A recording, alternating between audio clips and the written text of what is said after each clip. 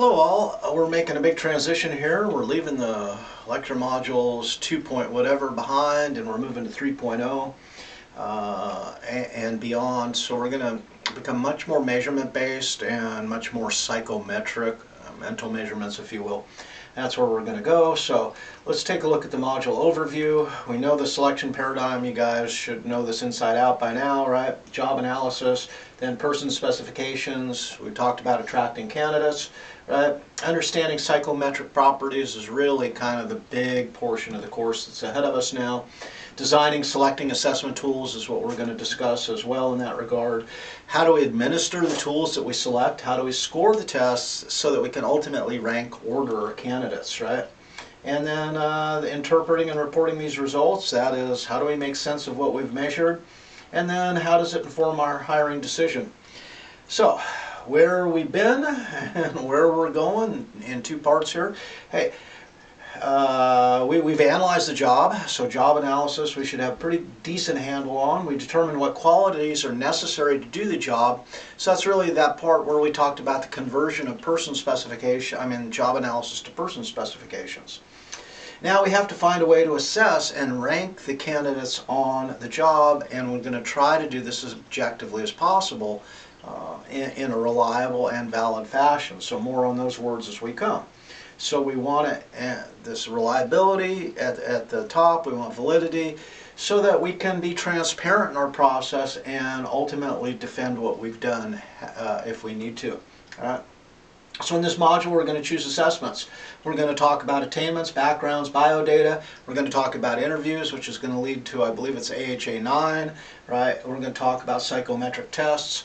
And then evaluating assessments. How do we pick and choose? There's a lot of assessments out there, but what makes sense? And we're going to talk about scoring assessments, ranking, and selection. So this is the ground ahead of us. What can I say but enjoy? And I'm going to flip this right over because that's just our intro slide. We're going to move here to module 3.1 of choosing assessments. So, choosing assessments, what is it? The big picture? Well, we begin with the job analysis. From the job analysis, we crafted person specifications. To rank order candidates, we need a systematic and fair way to assess candidates on those person specifications, and if we can do so in a transparent fashion, so much the better. So, what are the assessment goals? Well, we want to maximize fit to the person specifications derived from the job analysis. We want an accurate assessment, right? We want to maximize return on investment. That is, we want to assess as cheaply as possible, but guarantee the goodness of fit. We want to generate positive stakeholder reactions. So in this case, we want people who are watching us do our job, hiring managers. We want our candidates. We want the community to believe that we're operating in a way that's fair and useful. We want to support the talent philosophy and the HR strategy. So that goes way back to the beginning that we discussed. So what's going to happen as a result of this? Well, we can establish and reinforce the employer image. We can identify new hires' developmental needs. So maybe we've got someone who's promising and we're hiring in part on potential, but do they have the potential to do what we want? We want to do this all ethically, so that comes back to that idea of ethics, and we want to ensure legal compliance as a result of this. So dimensions of fit, and this is a table that I pulled out of the textbook. So what do we know? Well, the type of fit, right? There's the person-job fit, right? So to what extent does the person fit the necessary qualifications of the job? There's the person-group fit, and that's the match between individuals and their work groups, including their supervisors, right? And then there's a person-organization fit, right? So this is the third level of fit that we can assess. And the person-vocation fit, to what extent does the vocation suit somebody's needs? So obviously we can't capture every nuance of these four levels of fit, but we have to at least acknowledge that the levels of fit exist, and once we know that they exist, we can begin to, through our experience, prioritize which fits are most critical. So take, for example, person-job fit, right? Is the potential of the individual to meet the needs of the particular job. So one possible dimension of fit is intelligence, right? Job-related skills and competencies, probably more important than intelligence overall. Job knowledge might be. Previous experience, depending on it. Personality related to performing job tasks. And you know, that one's a tough one, right? We have to think carefully about how far we want to go with that. As my wife said in our Zoom meeting there, now Nationwide has determined that they're going to do some version of the Big Five, the NEO. And how inappropriate might that be, especially after the case. I mean, I guess you could make a case for giving people the Big Five because you believe that extroversion is a necessary quality to the job, and you validated that extroverts perform better in that position when you're hiring. But what do you do when someone's been with the company 13 years and you say, oh, by the way, we're going to test you on the Big Five now, and this is going to do what? 13 years in. What are you going to... Anyway, let's not go down that path too far. Person group fit, or one thing we might assess right off the bat is teamwork skills. Expertise relative to other team members, right? Conflict management style, preference for team-based work, communication skills, and personality that might be related to working with others. Person-organization fit, some examples. Alignment between one's personal motivations and the organization's purpose. That can include values and goals, and that's why we return to those ideas. Although value-based measures might be problematic under certain circumstances. And then person-vocation fit. Aptitudes, interests, personal values, long-term goals might be all part of that. So, comparison of commonly used assessment methods. What do we know? Well, you can use assessment centers, and this is where people come in and they're assessed kind of in a very programmatic fashion, right? And notice then, if we go across the table, and I hope you're looking on your own too, assessment method, assessment centers, the average validity, which is a measure of its utility in what we're trying to find, right? Applicant reaction, so how does the applicant react to be put through this process? Relative costs, right? And you can see with assessment centers, it's high to develop them, and it's also high to administer them, so it's expensive. Now, potential for adverse impact is relatively low, right? And usability, how easy is this to do? This can be quite difficult, right? And it's often outside source to do this. And you can go on down the list. So it's just a comparison for your own reference. It talks about cognitive ability, integrity, job knowledge test, reference checks would belong in here, situational judgment tests, structured interviews, unstructured interviews. Let's hope that we don't do any of those, right?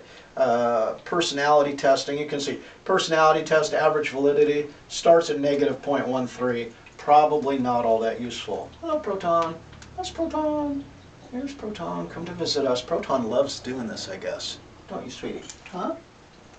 What? Oh boy. Biodata, if necessary, graphology, weighted application forms, right? Simulations, work samples. Notice simulations is relatively high, it's at 0.54. It is probably one of the highest here, as are work samples.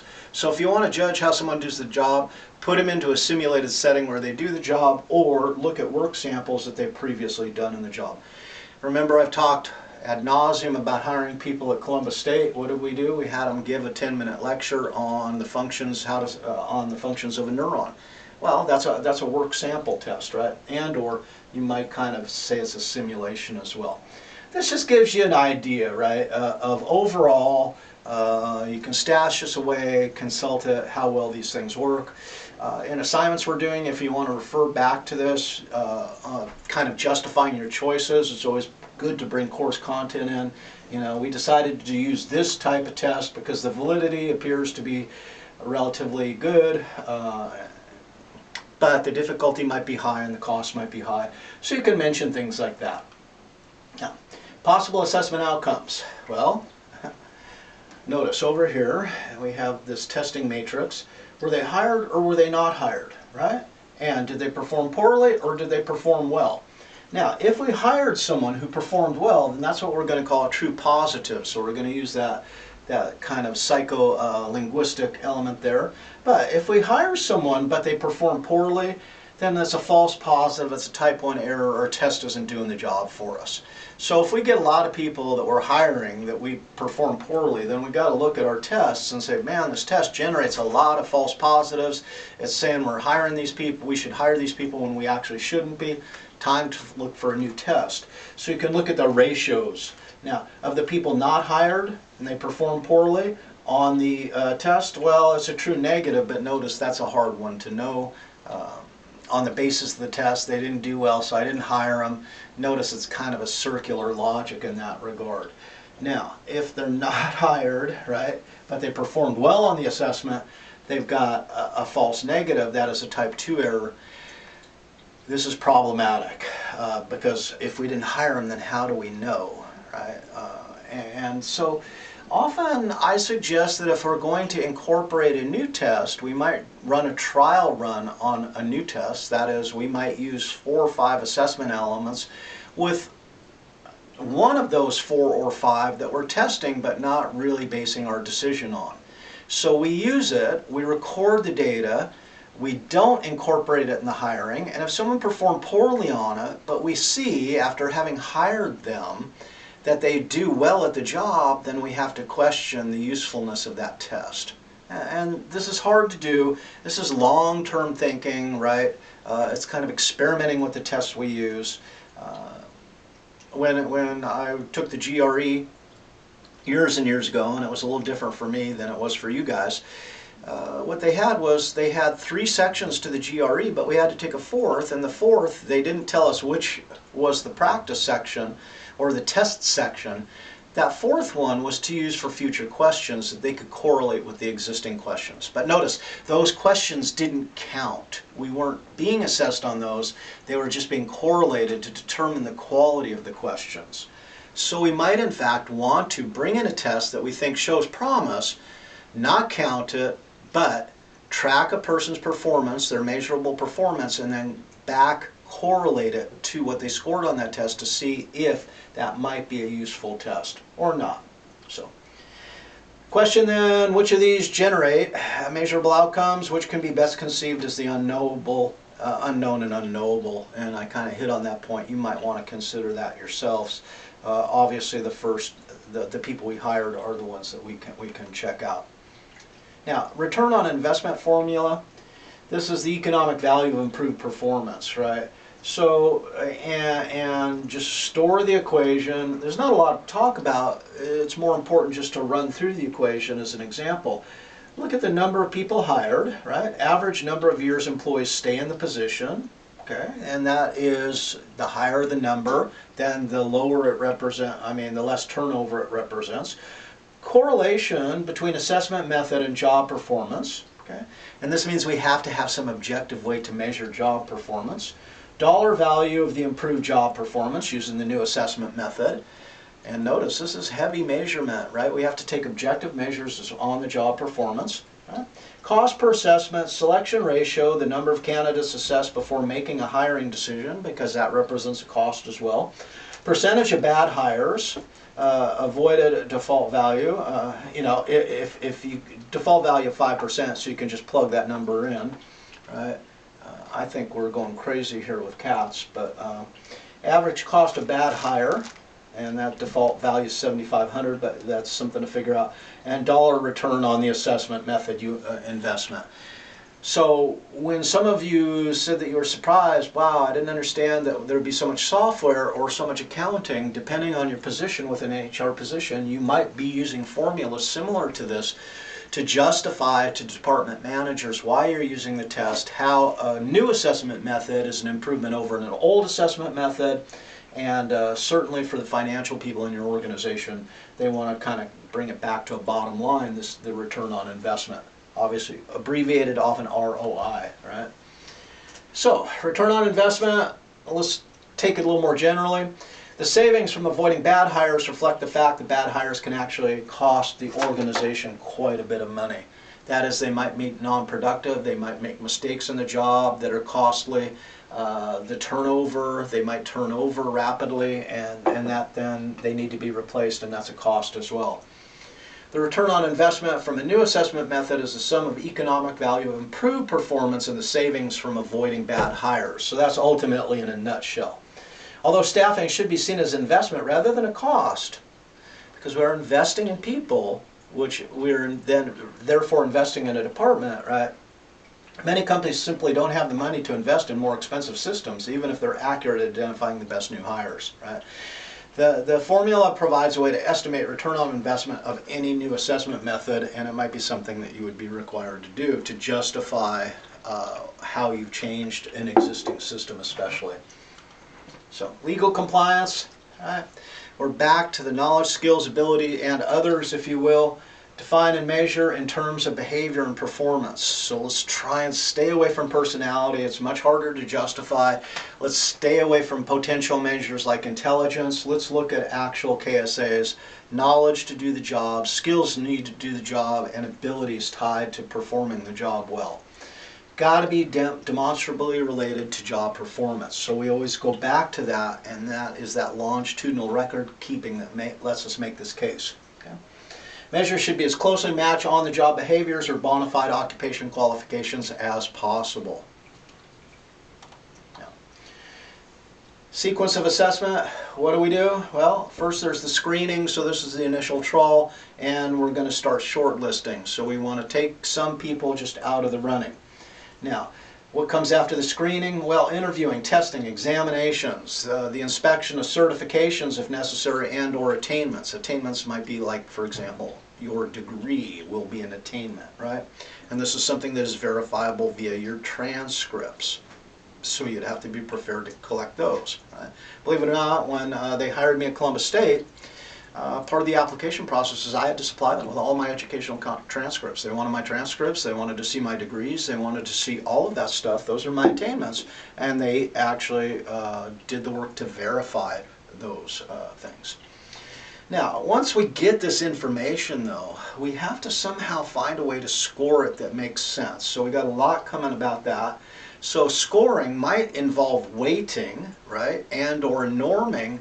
And that is because, you know, a score on a measure, let's say a potential measure is out of 100 and someone scores a 78, but then assessment item 2 is scored on a scale of 1 through 5, and then finally assessment number 3, item number 3 is scored on 0 to 20. How do you integrate, how do you incorporate all those kind of diverse scores into a logical score that you can use to rank order your candidates? So that might be through a system of weighting and norming. You'll get practice doing that. And then ultimately what we want to do is rank our people. And more on ranking because there's a couple techniques that are involved in that as well. So screening, what does it constitute? Well, background checks, and most people require a background check in this day and age, even for jobs where it wouldn't necessarily seem necessary. Medical examinations might be necessary for some work. When I went to work for Boise Cascade, they required a medical examination.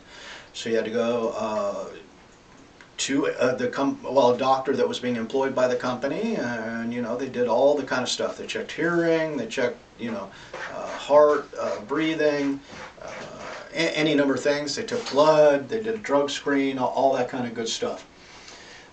Degrees. Okay, so you might see, we're not going to hire someone if they don't have X degree. One of the screens for the psychology department here for an instructor is I don't think you're going to be hired as an instructor, certainly not a lecturer or senior lecturer without a PhD anymore in psychology at Ohio State, psychology. Certifications is required. So that might bar exam, nursing certifications for a given state, all these. And then reference checks. References, kind of problematic.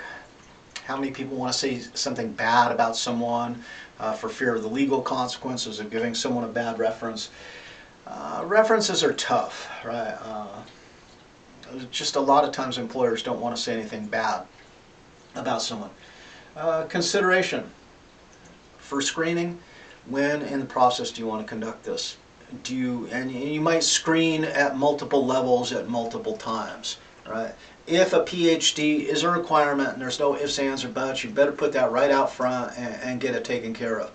Notice, if you hold screening later on, and screening is actually deal killer, I mean it takes people out of the running, you want to find out sooner rather than later, because you don't want to put people through a bunch of assessments if they're going to be screened out on some item that's easy to check. Is the criteria for screening clearly established? Is it clearly communicated? And that should be the transparency right up front. This job requires a PhD, and we are going to verify that you have a PhD in this regard. And then also the ethical part, the legal part, is the screening criteria defensible? And if it's not, then you got to dump it and move on. Right? So, interviewing, different types of interviews. We got more on this coming up. Individual interview can be done one-on-one. You can do multiple interviewers, so you go from one interviewer to the next interviewer. Might be one way to do it. Boise Cascade was fond of having you interviewed by two people, usually a supervisor that would be over you in that department, and also someone directly from human resources. So usually two interviews. Maybe incumbent interviews, right, are a little different in viewing, either having incumbents do the interview process and or interviewing incumbents, either way. Group interviews.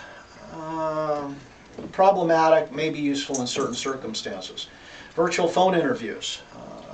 My interview at the department level at Columbus State, I had multiple interviews. My final interview was at a department level. Funny thing about that, I said, I can't make the interview because we're going to be on vacation in Hawaii, so they did a conference call, and I did the interview from Hawaii, which was pretty funny. Hoping that our drunken friends didn't, come in and make a big thing happen during the interview. I mean, it would have been funny, but it's not necessarily professional. Behavioral skill-based questions, develop and usable rubric scoring system. So we've been talking a little bit about that. We'll have more times to explore it. Question, would lack of interview be surprising, disappointing to a candidate? Because interviews are not all that reliable. What if we just said we're not going to do this interview thing because we don't feel it does any good? How might the candidate react to that? Do they expect an interview? And what does it mean if that expectation is violated? Okay, I'm going to cut right here, boop, and we'll do part 2.